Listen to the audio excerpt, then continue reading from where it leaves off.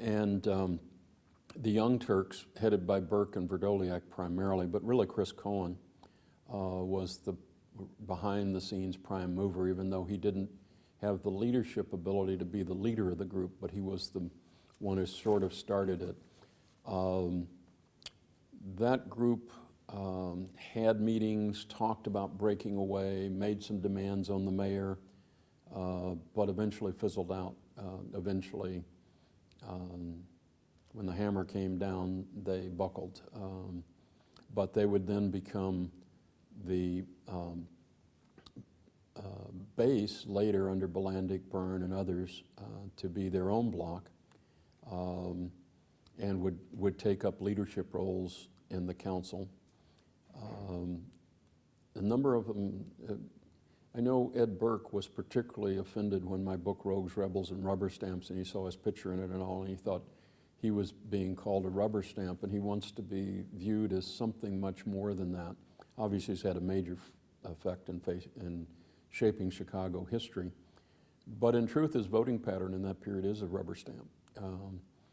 So we had the hard block of independence, up to 7 other votes we could get on certain issues, could change based on the issue. Certainly on civil rights issues, we would lose Lawler and the Republicans, but we would pick up maybe a Seymour Simon or one of the ones. Sometimes things would happen behind the scenes. One of the most powerful early moments beyond the debate Daley and I had over Keene was when Bill Cousins introduced a resolution on firebombing a home in Marquette Park. It happened, and the Bill Cousins resolution, which I recount in several of my books, was a very mild resolution saying essentially the city council doesn't believe in firebombing homes. It failed. It was sent to the Rules Committee to die. And the black aldermen were really troubled by that, and so they met behind the scenes with Daley, led by Wilson Frost, and they were able to get Daley, much like one would go before the Pope and get dispensation, they were able to get Daley to agree the next meeting to be the sponsor of a resolution that said the city council isn't in favor of firebombing homes. And it passed unanimously. It had been defeated only the previous meeting. Nothing had happened in between. There was no debate that somehow reshaped the issue. It's just that the black alderman went to the mayor, and I wasn't in the meeting obviously, but said something like, we just can't have this, you know, we're going to lose votes in our community for the machine. We've got to, you know, do better than this. And Daley said, oh, you know, for whatever, you'll have to get someone who, like Frost, who was in the meeting, to say what actually happened, but something like that went on. So when we talk about the other black aldermen, we're talking about Claude Holman and that other circle. Yes, by then, in the early days, when Richard J. Daley came to power, there were the Silent Six, who were, in their role in the council, Uncle Tom rubber stamps for the mayor. Later, a few of them broke, but as much decades later. But the Silent Six went along with Daley. They wouldn't even push civil rights legislation of any meaningful sort. That had grown by the time I was in the city council, and it continued to grow afterwards as the population changed. There was a significant lag time and took several lawsuits over decades to bring African American representation up to their percentage of the population. But it kept growing. We could easily count up in the 71 city council, but there would have been something like 10 Claude Holmans and only 2 independent black aldermen.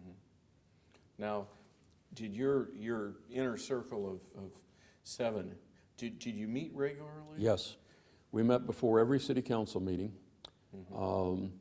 Essentially in the 71 to 75 period, Lynn Dupre was still in the council. And Lynn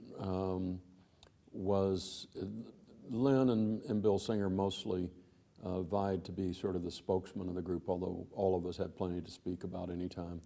But Lynn helped set up the meetings. We met in the downtown YMCA for lunch before every council meeting. And we would pool our proposals. I want to introduce a resolution, then let's say would have a resolution on equal pay for janitresses who were underpaid compared to the male janitors. And so we'd say, okay, well, we'll all sign on to that, and then in addition to those meetings at budget time, which was a major time for us, the mayor would introduce his budget, and over the weekend we would work together and we would produce several hundred budget amendments. Now, some of them have been offered before, going back to Paul Douglas in 1939. Many had been offered by Dupre, but each of us had other priorities, other things we wanted to change in the city budget. So we would come in and we'd begin the questioning period. We'd offer amendments. We would, of course, lose in the final vote, but we would hold a press conference and essentially say, this is the mayor's vision of the city. Here are the flaws. Do we really want 139, or whatever, it's about that, 139 bridge tenders, even though the river's frozen 6 months of the year? Is that really necessary? Isn't that just a patronage haven? Paul Douglas had originally recommended that you just put the bridge tenders in cars and let them go from bridge to bridge. You don't really need them 24 hours a day, 12 months a year. If you're going to hire them for that, they could do other work in the winter. But it was a simple budget amendment. Right. Cut the number of bridge tenders. Change the number of loaders on the garbage truck, which is a huge savings. In those days, it was more than $20 or $30 million just to change. We now don't have, we used to have 5 people essentially work a garbage truck. We had a driver.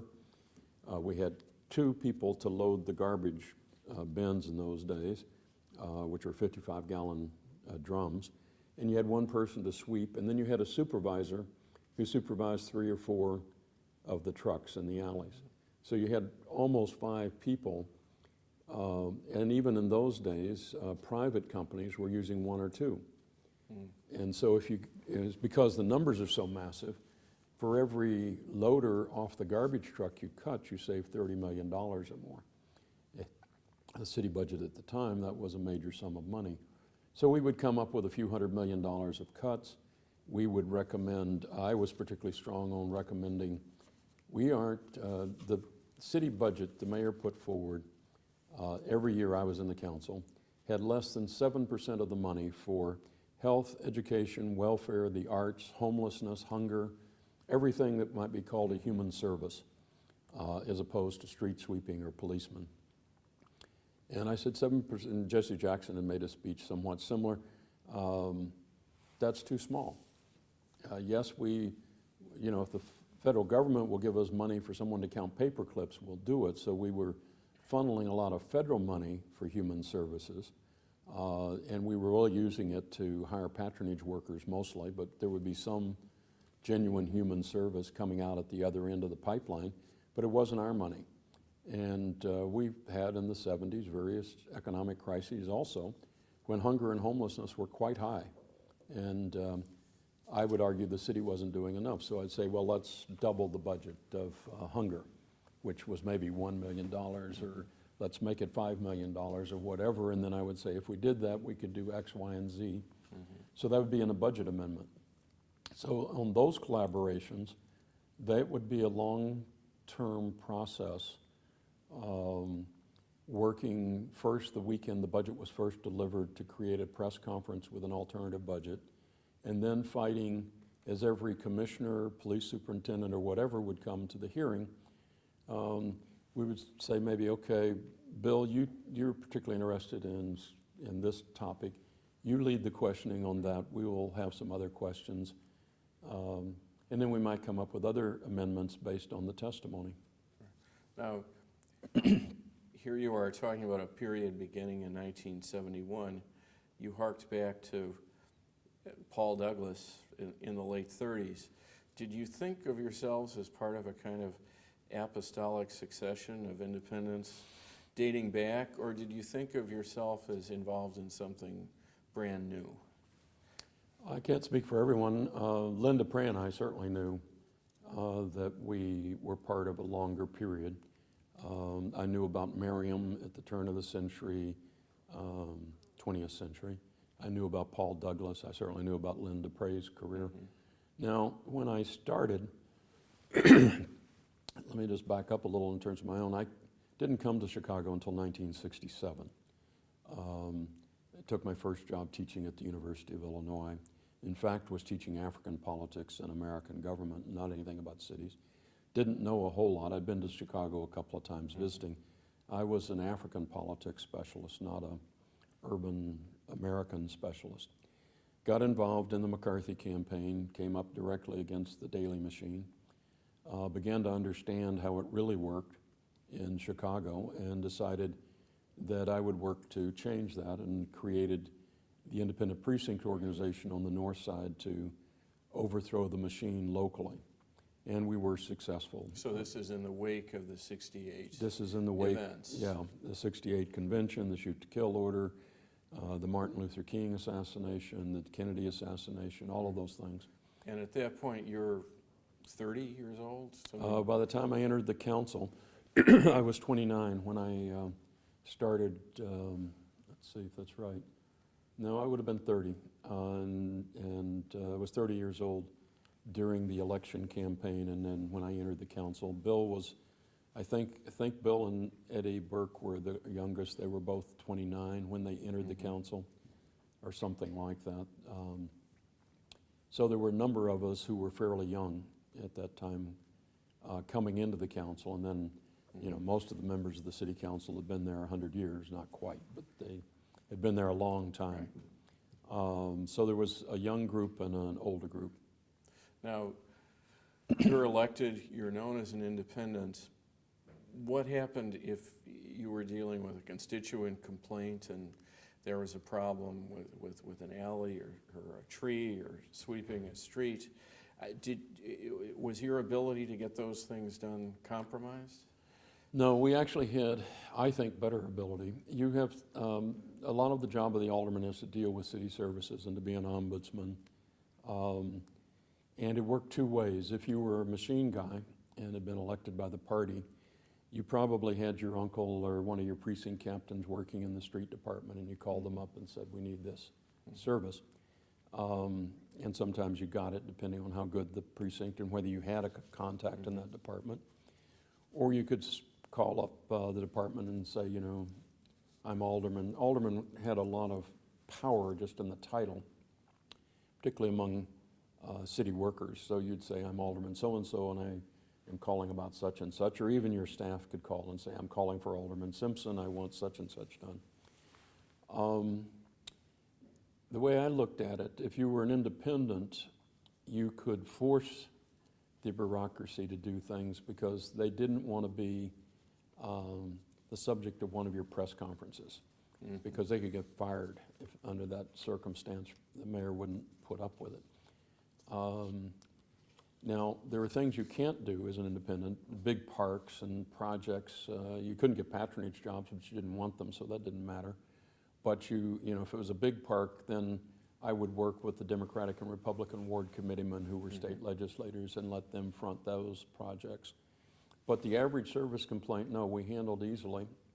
We document from my files in that period, we were handling more than 1,000 service complaints a year.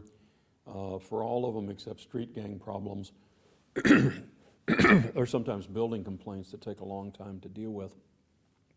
We got more than, we would get a clearance rate, as the police would call it, of anywhere up to 90%, certainly more than 2/3 right away.